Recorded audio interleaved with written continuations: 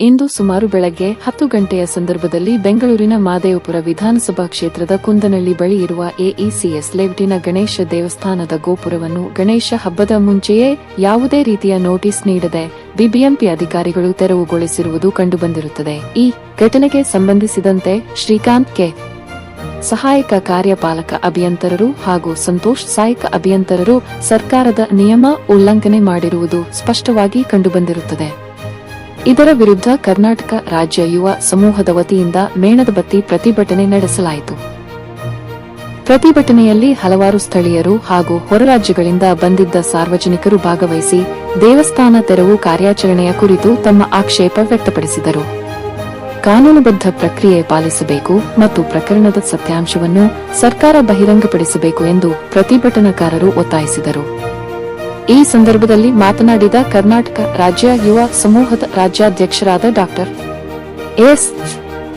ಸಂಗಮೇಶ್, ದೇವಸ್ಥಾನವು ಸರ್ಕಾರಿ ಅಥವಾ ಬಜಾ ಜಾಗದಲ್ಲಿದ್ದು ಅತಿಕ್ರಮಣವಾಗಿದ್ದರೆ ಕಾನೂನು ಪ್ರಕಾರ ಕ್ರಮ ಕೈಗೊಳ್ಳುವುದಕ್ಕೆ ನಮ್ಮ ವಿರೋಧವಿಲ್ಲ. ನ್ಯಾಯಾಲಯದ ಆದೇಶಕ್ಕೂ ಸಂಪೂರ್ಣ ಗೌರವವಿದೆ.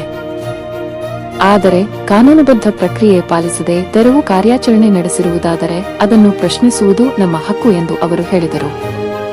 ದೇವಸ್ಥಾನಕ್ಕೆ ನೋಟಿಸ್ ನೀಡಿದ್ದರೆ ಅದರ ಪ್ರತಿ ಎಲ್ಲಿದೆ? ನೋಟಿಸ್ ಸ್ವೀಕರಿಸಿದ ದಾಖಲೆ ಎಲ್ಲಿದೆ? ತೆರವು ಆದೇಶವನ್ನು ಯಾರು ಹೊರಡಿಸಿದ್ದಾರೆ? ಯಾವ ಕಾನೂನು ಮತ್ತು ದಾಖಲೆಗಳ ಆಧಾರದ ಮೇಲೆ ಕಾರ್ಯಾಚರಣೆ ನಡೆಸಲಾಗಿದೆ ಎಂದು ಡಾ. ಎಸ್. ಸಂಗಮೇಶ್ ಪ್ರಶ್ನಿಸಿದರು. ಹೋಟೆಲ್ಗಳು ಮತ್ತು ವಾಣಿಜ್ಯ ಸಂಸ್ಥೆಗಳ ಅತಿಕ್ರಮಣಕ್ಕೂ ಇದೇ ಕಾನೂನು ಅನ್ವಯಿಸಲಿ ಎಂದು ಎಸ್. ಲೋಹಿತ್ ರವರು ತಿಳಿಸಿದರು. ಎಇಸಿಎಸ್ ಲೇಔಟಿನ ಹಾಗೂ ಸುತ್ತಮುತ್ತಲಿನ ಪ್ರದೇಶಗಳಲ್ಲಿ ರಸ್ತೆ, ಫುಟ್ಪಾತ್ ಮತ್ತು ಸಾರ್ವಜನಿಕ ಜಾಗವನ್ನು ಅತಿಕ್ರಮಿಸಿರುವ ಹೋಟೆಲ್ಗಳು ಹಾಗೂ ಇತರ ವಾಣಿಜ್ಯ ಸಂಸ್ಥೆಗಳ ವಿರುದ್ಧವೂ ಸಮಗ್ರ ಪರಿಶೀಲನೆ ನಡೆಸಬೇಕು ಎಂದು ಕರ್ನಾಟಕ ರಾಜ್ಯ ಯುವ ಸಮೂಹ ಒತ್ತಾಯಿಸಿದೆ. ನಮಸ್ತೆ, ಲೋಹಿತ್ ಅಂತ. ಇದು ಕಾರ್ಯಾಚರಣೆ ಬೆಳಗ್ಗೆ ಶುರುವಾಗಿದೆ. ನಮಗೂ ಸುದ್ದಿ ತಲುಪಿದ್ದು ಬೆಳಗ್ಗೆನೆ. ನಮಗೂ ಗೊತ್ತಿರ್ಲಿಲ್ಲ ಈ ತರ ಮಾಡ್ತಾರೆ ಅಂತ ನಮ್ಗೆ ಗೊತ್ತಿರ್ಲಿಲ್ಲ. ಯಾಕಂದ್ರೆ ನಮ್ಗೆ ಯಾವ್ದೇ ರೀತಿ ನೋಟಿಸ್ ಬಂದಿದೆ, ತಲುಪಿದೆ ಅಂತ ಗೊತ್ತಿರ್ಲಿಲ್ಲ. ಬರೀ ಹೇಳ್ತಾ ಇದ್ರು ಈ ತರ ಆಗಿದೆ, ಎನ್ಕ್ರೋಚ್ಮೆಂಟ್ ಕ್ಲಿಯರೆನ್ಸ್ ಮಾಡ್ಬೇಕು ಅಂತ ಹೇಳ್ತಾ ಇದ್ರು. ನಾವು ಅವ್ರಿಗೆ ಹೇಳಿದ್ರಿ, ಎನ್ಕ್ರೋಚ್ಮೆಂಟ್ ಕ್ಲಿಯರೆನ್ಸ್ ನಮ್ಗೆ ಸೊಸೈಟಿಯಿಂದ ಇರ್ಲಿ, ನಮ್ಮ ಅಸೋಸಿಯೇಷನ್ ಇಂದ ಆಗ್ಲಿ, ರೆಸಿಡೆಂಟ್ ಏನು ಪ್ರಾಬ್ಲಮ್ ಇಲ್ಲ. ಈ ದೇವಸ್ಥಾನದ ಇದರಿಂದ ನಮ್ಗೆ ಯಾರಿಗೂ ಏನು ತೊಂದರೆ ಇಲ್ಲ. ನಮಗ್ ಪ್ರಾಬ್ಲಮ್ ಇರೋದು ಬೇರೆ ಎನ್ಕ್ರೋಚ್ಮೆಂಟ್, ರೋಡ್ ಎನ್ಕ್ರೋಚ್ಮೆಂಟ್ ಕ್ಲಿಯರೆನ್ಸ್, ಅದನ್ನ ಇದುವರೆಗೂ ಇವ್ರು ಮಾಡಿಲ್ಲ. ಬೇರೆ ಬೇರೆ ತರ ಪ್ರಾಬ್ಲಮ್ಸ್ ಲೇಟ್ ರೋಡ್ ಅಲ್ಲಿ ಇದೆ, ಅದನ್ನ ಕ್ಲಿಯರೆನ್ಸ್ ಮಾಡಿಲ್ಲ ಇವರು. ಆ ಎನ್ಕ್ರೋಚ್ಮೆಂಟ್ 60 ಫೀಟ್ ರೋಡ್ ಎಲ್ಲ 20 ಫೀಟ್ ರೋಡ್ ಆಗೋಗಿದೆ. ಅದಕ್ಕೆ ನಾವು ಎಲ್ಲಾ ತರ ಡ್ರಾಫ್ಟ್ ಸೈನ್ ಮಾಡಿ 50 ರಿಂದ 60 ಜನ ಸೀನಿಯರ್ ಸಿಟಿಸನ್ ಸೈನ್ ಮಾಡಿ ಎಲ್ಲರಿಗೂ ಕೊಟ್ಟಿದ್ದೀರಿ. ಕೊಟ್ಟು ಮೇಲೂ ಅದ್ರ ಮೇಲೆ ಆಕ್ಷನ್ ಸೀಮಿತವಾಗಿ ತಗೊಂಡಿಲ್ಲ. ಕಾಟಾಚಾರಕ್ಕೆ ಮಾಡಿದ್ರು, ಬಿಟ್ಟಿದ್ದಾರೆ, ಆಗಿದೆ ಅಷ್ಟೇ ಹೊತ್ತು ಅದನ್ನ ರೆಗ್ಯುಲರೈಸ್ ಮಾಡಿಲ್ಲ. ಏಕಾಏಕಿ ನಮ್ ದೇವಸ್ಥಾನದ ಬಗ್ಗೆ ಇಷ್ಟು ಸೀರಿಯಸ್ ಆಗಿ ಏನಕ್ಕೆ ಆಕ್ಷನ್ ತಗೊಂಡು ಅಂತ ನಮ್ಗೆ ಗೊತ್ತಿಲ್ಲ. ನಾವು ಎಲ್ಲೂ ನೋಟಿಸ್ ಕೊಟ್ಟಿದ್ದಾರೆ ಅಂತ ನಾವು ತಿಳ್ಕೊಂಡಿದ್ರಿ. ಬಟ್ ನೋಟಿಸ್ ಬಂದ್ ಇವ್ರ ಗಮನಕ್ಕೆ ಬಂದು ನಾವು ಕೇಳಿದಾಗ ನಮ್ ಗಮನಕ್ಕೆ ಬಂದಿದ್ವಿ ಏನಂದ್ರೆ ನೋಟಿಸೇ ಕೊಟ್ಟಿಲ್ವಂತೆ. ನೋಟಿಸ್ ಕೊಡ್ಲಿಲ್ಲ. ಏಕಾಏಕಿ ಇವ್ರು ಏನಕ್ಕೆ ಇಷ್ಟು ಅಳಿಬಡಿಯಲ್ಲಿ ಏನಕ್ಕೆ ಮಾಡಿದ್ರು? ಯಾರು ಇದು ಒತ್ತಡ ಯಾರ್ದಿದೆ?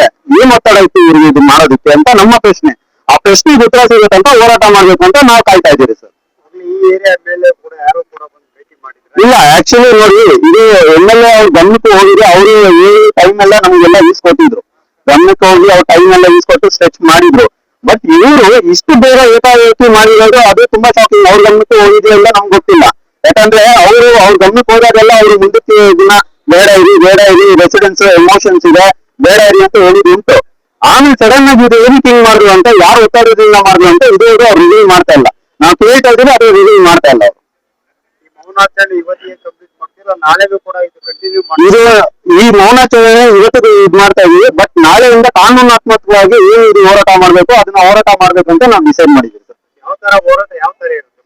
ಇದು ಎನ್ಕ್ರೋಚ್ಮೆಂಟ್ ದೇವಸ್ಥಾನ ಮಾಡಿದರೆ ಆಗಿದೆ. ಬಟ್ ಈ ಎನ್ಕ್ರೋಚ್ಮೆಂಟ್ ಎಲ್ಲಾ ಕಡೆನೂ ಆಗ್ಬೇಕು. ಲೇಔಟ್ ಅಲ್ಲಿ ಸುಮಾರು ಜಾಗಗಳು ಈ ಕಣ್ ಮುಂದೆ ವಿತ್ ಪ್ರೂಫ್ ಎವಿಡೆನ್ಸ್ ಎಲ್ಲ ಇದೆ, ಕೊಟ್ಟು ಮೇಲೂ ಅದು ಆಗಿಲ್ಲ. ಅದನ್ನ ಕ್ಲಿಯರೆನ್ಸ್ ಮಾಡ್ಲಿ. ಜನಕ್ಕೆ ಏನು ಯಾವ್ದ್ರಿಂದ ತೊಂದರೆ ಆಗ್ತಾ ಇದೆ ಅದನ್ನ ಫಸ್ಟ್ ಸರಿಪಡಿಸ್ಲಿ. ಅದನ್ನ ಸರಿ ಈಗಲೂ ಬನ್ನಿ ಸರ್, ನೀವು ಬಂದು ಈ ಕಡೆ ರೋಡ್ ಅಲ್ಲಿ ನೋಡಿ, ಆ 60 ಫೀಟ್ ರೋಡ್ ಎಲ್ಲ 20 ಫೀಟ್ ರೋಡ್ ಆಗಿದೆ. ಪ್ರತಿ ವಾರ 27 ರಿಂದ 28 ಜನ ಸೀನಿಯರ್ ಸಿಟಿಸನ್ಸ್ 1.5 ತಿಂಗಳು ವಾಕ್ ಮಾಡಿದ್ದಾರೆ ಸರ್, ಡ್ರೈವ್ ಮಾಡಿದ್ದಾರೆ ಅದನ್ನ ಕ್ಲಿಯರ್ ಮಾಡೋದಕ್ಕೆ. ಆದ್ರೆ ಅದು ಸಕ್ಸಸ್ ಆಗ್ಲಿಲ್ಲ. ಏನಕ್ಕೆ ಅಂದ್ರೆ ನಾವು ಬರಕ್ ಮುಂಚೆನೆ ಅವ್ರ ಕಡೆಯವರೇ ಇವ್ರ ಕಡೆಯವರೇ ಯಾರೋ ಒಬ್ರು ಇನ್ಫಾರ್ಮೇಶನ್ ಕೊಡ್ತಾರೆ, ಅವಾಗ ಖಾಲಿ. 1996ರಲ್ಲಿ ದೇವಸ್ಥಾನ ಪ್ರತಿಷ್ಠಾಪನೆ ಆಗಿತ್ತು. ಮೊದಲು ಗಣೇಶನ ದೇವಸ್ಥಾನ 93ರಲ್ಲಿ. ನಂತರ ಸುಬ್ರಹ್ಮಣ್ಯ ಸ್ವಾಮಿ ದೇವಸ್ಥಾನ ಇದು 2006 ನಮ್ಮ ರಾಜಗೋಪುರ ನಿರ್ಮಾಣ ಮಾಡಿದ್ರು ನಾವು. ಅದಾದ್ಮೇಲೆ ಅವಾಗ ರೋಡ್ ನಕ್ಷೆ ಇರ್ಲಿಲ್ಲ, ನಮ್ಮ ಮುನ್ಸಿಪಾಲ್ ಕೌನ್ಸಿಲ್ ಇತ್ತು, ರೋಡ್ ನಕ್ಷೆ ಇರ್ಲಿಲ್ಲ. ಅವಾಗ ನಮಗೆ ಫುಟ್ಪಾತ್ ಯಾವ್ದು ರೋಡ್ ಯಾವ್ದು ಅಂತ ಸರಿಯಾಗಿ ಗೊತ್ತಿರ್ಲಿಲ್ಲ, ರೋಡ್ ಆಗಿರ್ಲಿಲ್ಲ ಸರಿಯಾಗಿ. ಕಟ್ಟಿದ್ವಿ ನಾವು. ತದನಂತರ ಈಗ ರೋಡ್ ಮ್ಯಾಪ್ ಈಗ ಬಹುಶಃ 2 ವರ್ಷ ಮುಂಚೆನ 3 ವರ್ಷ ಮುಂಚೆನ ನಕ್ಷೆ ಚೇಂಜ್ ಆಗಿ ಇದು ರೋಡ್ ಮೇಲೆ ಇದೆ ಅಂತ ನಮ್ಗೆ GP ಅಥಾರಿಟೀಸ್ ನಮ್ಗೆ ಈಗ ಒಂದು 3 ತಿಂಗಳ ಕೆಳಗೆ ನಮ್ಗೆ ಮಾರ್ಚ್ ಅಲ್ಲಿ ಹೇಳಿದ್ರು. ಅಂದ್ರೆ ಅವರು ಮಾರ್ಚ್ ಅಲ್ಲಿ ಹೇಳಿದ್ರು 15 ದಿವಸ ತೆಗಿತತಿ, ನೀವು ಇದನ್ನ ತೆಗಿಬೇಕು ಅಂತ. ಆಮೇಲೆ ನಾವು ಅದನ್ನ ಹೇಳಿದ್ವಿ, ಇಲ್ಲ ಇದು ನಮ್ಗೆ ಆಗಲ್ಲ, ಇನ್ನು ತುಂಬಾ ವರ್ಷಗಳಿಂದ ಕಟ್ಟಿದ್ವಿ, ನೀವು ಉಳಿಸ್ಕೋಬೇಕು ನೋಡ್ತಾ ಇದ್ವಿ, ದಯವಿಟ್ಟು ನಮ್ಗೆ ಟೈಮ್ ಕೊಡಿ. ಅದಾದ್ಮೇಲೆ 2ನೇ ಸಲ ಅವ್ರು ಬಂದಾಗ ಅವರು ನಮ್ಗೆ JCB ಮತ್ತು ಇದನ್ನ ಟ್ರಾಕ್ಟರ್ಗಳನ್ನ ತಗೊಂಡ್ಬಿಟ್ಟು ಹೊಡಿತೀವಿ ಅಂತ, ನೀವು ಹೊಡಿತೀರ ನಾಳೆ ಹೊಡಿತೀವಿ ಅಂತ. ಆವಾಗ ನಾವು ಏನು ಇಲ್ಲ, ಅದನ್ನ ಆಗಮ ಶಾಸ್ತ್ರ ಪ್ರಕಾರ ನಾವು ಮಾಡ್ಬೇಕಾಗತ್ತೆ. ಒಂದೇ ಸಲ ನೀವು ಅದನ್ನ ನಿಂತಿದ್ರೆ ಅದನ್ನ ಅಭ್ಯರ್ಥ ಮಾಡಿದ್ರೆ ಆವಾಗ ನಮ್ಗೆ ಈ ಒಂದು ಬಡಾವಣೆ ನಿವಾಸಿಗಳಿಗೆ ಒಂದು ನೆಗೆಟಿವ್ ಇಂಪ್ಯಾಕ್ಟ್ ಆಗ್ಬೋದು ಅನ್ನೋ ಒಂದು ಉದ್ದೇಶದಿಂದ ನಾನು ಅದಕ್ಕೆ ಆಗಮ ಶಾಸ್ತ್ರದಲ್ಲಿ ವೇದೋಕ್ತವಾಗಿ ಶಾಸ್ತ್ರೋಕ್ತವಾಗಿ ಏನೇನು ಮಾಡ್ಬೇಕು ಅದನ್ನ ಮಾಡ್ಬೇಕು. ನಾವು ಅದನ್ನ ಮಾಡಿದ ಮೇಲೆ ನೀವು ತೆಗಿಯಕ್ಕೆ ಆಗೋದು, ಅಲ್ಲಿವರೆಗೂ ತೆಗಿಯಕ್ಕಾಗಲ್ಲ ಅಂತ. ಅದಾದ್ಮೇಲೆ ನಾವು ರಥೋತ್ಸವ ನಮ್ದು ಅಕ್ಷಯ ತೃತೀಯ ಪ್ರತಿ ವರ್ಷ ನಡೀತಾರೆ. ಅಲ್ಲಿ ತನಕ ಈ ಸಲ ಏಪ್ರಿಲ್ 20 ಆಯ್ತು. ಏಪ್ರಿಲ್ 20 ಅಲ್ಲಿ ತನಕ ನಮ್ಗೆ ಟೈಮ್ ಕೊಡಿ ಅಂತಂದ್ರೆ ಆ ಟೈಮ್ ಕೊಟ್ಟ ಮೇಲೆ ನಾವು ಉಳಿಸ್ಕೊಳ್ಳಲ್ಲ, ಇನ್ನು ಪ್ರಯತ್ನ ಬಿದ್ವಿ. ಆದ್ರೆ ತಿರ್ಗಿ ಇನ್ನೊಂದ್ ಸಲ ಬಂದಾಗ ಅವರು ನಿನ್ನೆ ಯಾವಾಗ ಬಂದ್ರು, ಜೂನ್ 5ನೇ ತಾರೀಕು ಬಂದು ನಾವು ತೆಗಿತೀವಿ ಅಂತ. ಅದು ಶಂಕರ್ ದಿವಸ ಅದರದ್ದು ಅದು ಆ ಮಾತು ಇವ್ರ ಆಗಿರುತ್ತೆ, ಇವ್ರು ಹೇಳ್ತಾರೆ. ನಾನು ವರ್ಷದಿಂದ ಇಲ್ಲಿ ಪೂಜೆ ಮಾಡಕ್ಕೆ ದಿನ ಇಲ್ಲಿ ಬರ್ತೀವಿ, ಮತ್ತೆ ಒಂದು ಎಮೋಷನ್ ಸೆಂಟಿಮೆಂಟ್ ಇಲ್ಲಿ ಇದೆ. ಬಟ್ ಈಗ ಏನಂದ್ರೆ 3 ವರ್ಷದಿಂದ ಎನ್ಕ್ರೋಚ್ಮೆಂಟ್ ಕ್ಲಿಯರ್ ಮಾಡ್ಬೇಕು ಫುಟ್ಪಾತ್ ಎಲ್ಲ 3 ವರ್ಷದಿಂದ ಫೈಟ್ ಮಾಡ್ತಾ ಇದ್ವಿ. ಅದೇನು ಮಾತಾಡಿಲ್ಲ, ಯಾರು ಏನು ಆಕ್ಷನ್ ತಗೊಂಡಿಲ್ಲ. ಯಾವಾಗ್ಲೂ ಆಕ್ಷನ್ ಅಂದ್ರೆ ಸ್ವಲ್ಪ ಶೆಟರ್, ಆ ಹೋಟೆಲ್ ಈ ಹೋಟೆಲ್ ಸ್ವಲ್ಪ ಟಚ್ ಮಾಡ್ತಾರೆ, ಸ್ವಲ್ಪ ಆಕ್ಷನ್ ಮಾಡ್ತಾರೆ ಅಷ್ಟೇ. ಬಟ್ ನಿಜ ಹೇಳ್ಬೇಕಂದ್ರೆ AECS ಲೇಔಟ್ ಪ್ರಿಯದರ್ಶಿನಿ ವಾರ್ಡಲ್ಲಿ ಅಟ್ಲೀಸ್ಟ್ 10 ಮೀಟರ್ ಫುಟ್ಪಾತ್ ಇಲ್ಲ, ಎಲ್ಲಿನೂ 10 ಮೀಟರ್ ಫುಟ್ಪಾತ್ ಇಲ್ಲ. ಬಟ್ ಈಗ ಇಲ್ಲಿ ಮಾತ್ರನೇ ಇವ್ರಿಗೆ ಕಾಣಿಸುತ್ತೆ ಅಂದ್ರೆ ಸರ್ಪ್ರೈಸ್. ಇದನ್ನು ನೋಡಿದಾಗ ದೊಡ್ಡ ದೊಡ್ಡ ಫ್ಲೈಓವರ್ಸ್ ನೋಡಿದಾಗ ಅಲ್ಲಿ ಅವರು ಎಷ್ಟೋ ಮಾಡಿದ್ರು, ಚಿಕ್ಕ ಚಿಕ್ಕ ಹೋಲ್ಸ್ ತರ ವೆಹಿಕಲ್ಸ್ ಓಡಾಡಕ್ಕೆ ಎಷ್ಟು ಮಾಡಿದ್ರು.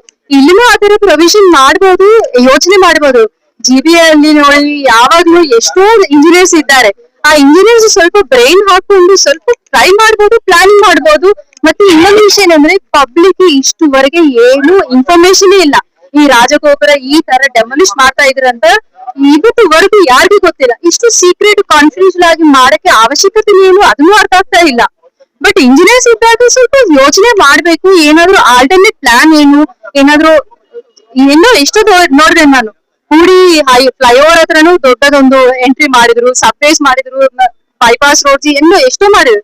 ಇಲ್ಲಿ ಫುಟ್ಪಾತ್ ಬೇಕೇ ಬೇಕು, ಇದು ಡೆಮಾಲಿಷ್ ಮಾಡ್ಲೇಬೇಕಾದ್ರೆ ಅಟ್ ಲೀಸ್ಟ್ ಆಲ್ಟರ್ನೇಟ್ ಆಪ್ಷನ್ ತೋರಿಸಬೇಕು.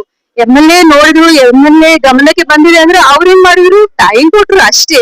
ಅದು GBR ಕೊಟ್ರು, ಪಬ್ಲಿಕ್ ಕೊಟ್ರು, ನಾರ್ಮಲ್ ಪರ್ಸನ್ ಕೊಟ್ರು. ಅವ್ರು ಸ್ಟಾಪ್ ಮಾಡಿದ್ರೆ ಗ್ರೇಟ್ ಅಂತ ನಂಗೆ ಅನ್ಸಿತ್ತು. ಇಲ್ಲ ಅಂದ್ರೆ ಇದು ಏನು ಪಬ್ಲಿಕ್ ಅಷ್ಟು ಫೇವರ್ ಆಗಿ ಏನು ಮಾಡಿಲ್ಲ. ಫಸ್ಟ್ ಎನ್ಕ್ರೋಚ್ಮೆಂಟ್ ಅಟ್ ಲೀಸ್ಟ್ ಬೇರೆ ಕಡೆ. ಸರ್, ನಮ್ಮ ಏನ್ ಗಣೇಶ ಗೋಪುರ ಇತ್ತು, ಇದರಿಂದ ಯಾವುದೇ ನಮ್ಮ ರೆಸಿಡೆನ್ಸ್ ಗೆ ತೊಂದರೆ ಇರ್ಲಿಲ್ಲ. ನೀವು ನೋಡ್ಬೋದು, ಅದರಿಂದ ಯಾರಿಗೂ ತೊಂದರೆ ಇಲ್ಲ, ಆರಾಮಾಗಿ ಎಲ್ಲ ವಾಕ್ ಮಾಡ್ಬೋದು, ಎಲ್ಲ ಆರಾಮಾಗಿದೆ. ಅದೇ ಇದೇ 60 ಫೀಟ್ ರೋಡ್ ನೋಡಿ, ಆ ಕಡೆ ರೋಡ್ ನೋಡಿ, ಕುಂದಲಿಗೇಟ್ ರೋಡ್ ಕಂಪ್ಲೀಟ್ 60 ಫೀಟ್ ರೋಡ್ ಅವ್ರು ಏನ್ ಹೇಳಿದ್ರು 20 ಫೀಟ್ ರೋಡ್ ಆಗಿದೆ. ಈ ಕಡೆಯಿಂದ ಎತ್ತಿಸ್ಕೊಂಡು ಹೋಗ್ತಾರೆ. ನಾವು ಕೂಡ ಸಹಕಾರ ಕೊಟ್ಟಿದ್ದೀವಿ ಅವ್ರಿಗೆ, ಫುಟ್ಪಾತ್ ಅವ್ರ ಎತ್ತಿಸ್ಬೇಕು, ಟ್ರಾಫಿಕ್ ಜಾಮ್ ಆಗ್ತಾ ಇದೆ, ಇಲ್ಲಿಂದ ನಾವು ಅಲ್ಲಿ ಹೋಗಕ್ಕಾಗಲ್ಲ, ಅರ್ಧ ಗಂಟೆ ಆಗುತ್ತೆ. ಏಕೆಂದ್ರೆ ಅವರೆಲ್ಲ ರೋಡ್ ಎನ್ಕರೇಜ್ ಮಾಡ್ಕೊಂಡಿದ್ದಾರೆ. ಸೊ ಅದನ್ನ ಎತ್ಸಿ ಅಂದ್ರೆ ಅದಕ್ಕೆ ಅವರು ಟೈಮ್ ಇಲ್ಲ. ಈ ಗಣೇಶ ಪಾಪ ಗೋಪುರ ನಮ್ಗೆ ಯಾರಿಗೂ ಆ ತೊಂದರೆ ಕೊಡ್ತಾ ಇಲ್ಲ, ಅದು ಅವ್ರಿಗೆ ಅರ್ಜೆಂಟ್ ಇತ್ತು. ಇದು ಏನ್ ನಿಮ್ಗೆ ಅರ್ಜೆಂಟ್ ಇತ್ತು ಅಂತದ್ದು ನೀವು ಎತ್ತಿ ಅಂದ್ರೆ ಇಡೀ ACS ಲೇಔಟ್ ಜನ ನಾವು ಅವ್ರ ಜೊತೆ ನಿಂತಿದ್ದೀವಿ, ಅದನ್ನ ಅವ್ರು ಮಾಡ್ತಾ ಇಲ್ಲ. ಅದನ್ನ ಮಾಡ್ಬಿಟ್ಟು ಇದೇನು ಅರ್ಜೆಂಟ್ ಇತ್ತು ಅವ್ರಿಗೆ, ಇದು ನಮ್ಮ ಪ್ರಶ್ನೆ. ಇದರಿಂದ ಯಾರ ಕೈವಾಡ ಇದೆ ಅಂತದ್ ಏನಿತ್ತು ಇವ್ರಿಗೆ ಫೋರ್ಸ್ಫುಲಿ ಮಾಡುವಂತದ್ದು, ಇದು ನಮ್ಮ ಪ್ರಶ್ನೆ. ದಯವಿಟ್ಟು ನಮ್ಮ ಪ್ರಶ್ನೆಗಳಿಗೆ ಉತ್ತರ ಕೊಡಿ, ನಮ್ಮ ದೇವಸ್ಥಾನಕ್ಕೆ ನ್ಯಾಯ ಒದಗಿಸಿ.